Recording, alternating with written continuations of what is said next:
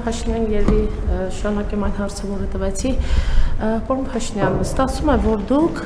այստեղ վարչապետի պաշտոն ունենալով հրահանգ եք տալիս ուղիղ դատավորներին։ Օրինակ, տասնյակներով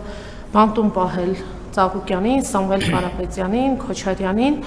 սա ուղղակի ճնշում չէ արդյոք դատական համակարգի վրա, դատավորների վրա, կամ ասում եք ընտրակաշառք տվողները պետք է մնան բանտում։ Ինչ եք խախտում, կամ հստակ ասում եք ընտրակաշառք տվողներ։ Նրանք ենթադրյալ կաշառք տվողներ են, մարդկանց անմեղության կանխավարկած գոյություն ունի եւ շատ հնարավոր է, որ օրինակ երբ դատաքննություն ավարտվի, այդ մարդիկ արդարացվեն, անմեղ ճանաչվեն, այդ դեպքում նրանցից դուք պատրաստ եք ներողություն խնդրել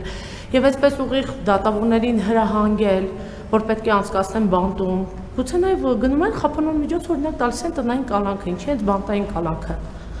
Այս հարցին կցանկանայի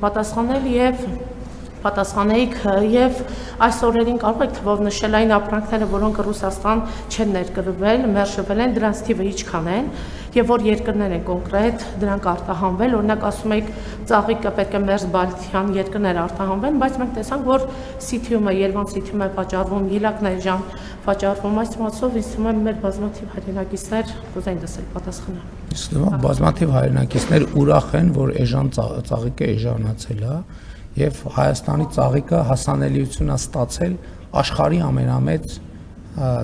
ծաղկի վաճառքի պլատֆորմին Նիդերլանդներում, այսինքն որ ծաղիկ արտադրողը տեղ հասանելիություն ունի, ինքն գելա ծաղկային դրախտ եւ Նիդերլանդների վարչապետին անձամբ գրել է, որ բոլոր հնարավոր ձևերով կաջակցեն, որպեսզի Հայաստանի ծաղիկ արտադրողները այդ շուկային եւ պլատֆորմին հասանելիություն ստանան։ Եվ ես առաջին հարցի վերաբերյալ ես ասում եմ որպես